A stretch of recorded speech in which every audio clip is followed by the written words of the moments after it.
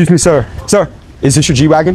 It is. And how did you get rich, man? Like, how old were you when you became a millionaire? 26. 26? Yeah. And what line of business are you in? I'm in the money business. A buddy business? What do you mean? Private equity, investing in companies, loving it. So how many companies do you own today? Today, 82, 84 plus companies and growing. And across all these companies, what was the most amount of money you made in a single year? A lot. A lot. Give me a range. I don't know. I have had one business that generated over $3 billion that I own personally. $3 billion? $3 billion. Now, I got all over the world interviewing billionaires to help the younger generation. Can I get a minute with you for the channel real quick? Sure. You have kids today? I do. I have 3 teenage boys, 18, 17, 15. Let me ask you this. If you could instill one financial principle into your kids before you leave this earth, what will that be? I always say to them, if you spend $1, you have to go make 2. So realize once you spend that $1, you've got to go make $2 to get the $1 back. Don't spend. Discipline yourself to stack it up and then focus on, as I tell them now, if you're not studying compounding and where interest is, the private equity game is so good. Right. You don't have to be a genius to be in private equity. Yes, you need some capital, but that's why you want to save. You built businesses doing over $3 billion a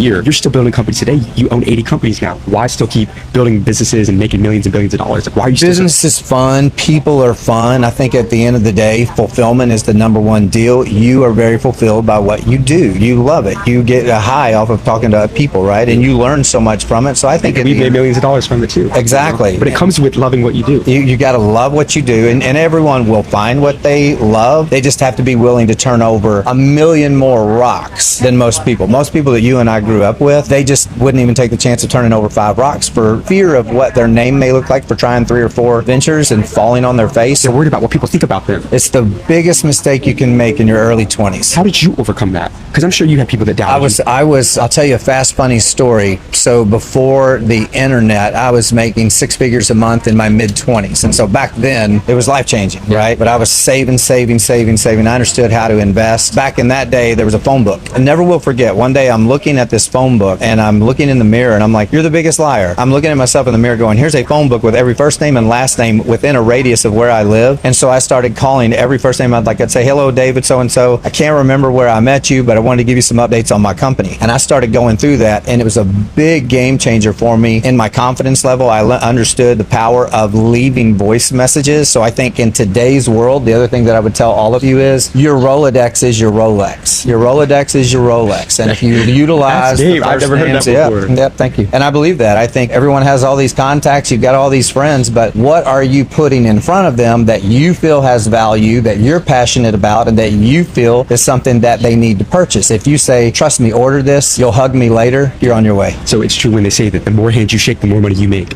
5 billion%. You got rejected, I'm sure. 1,000,000 times. Why did you not care about that? Bound and determined, and I love what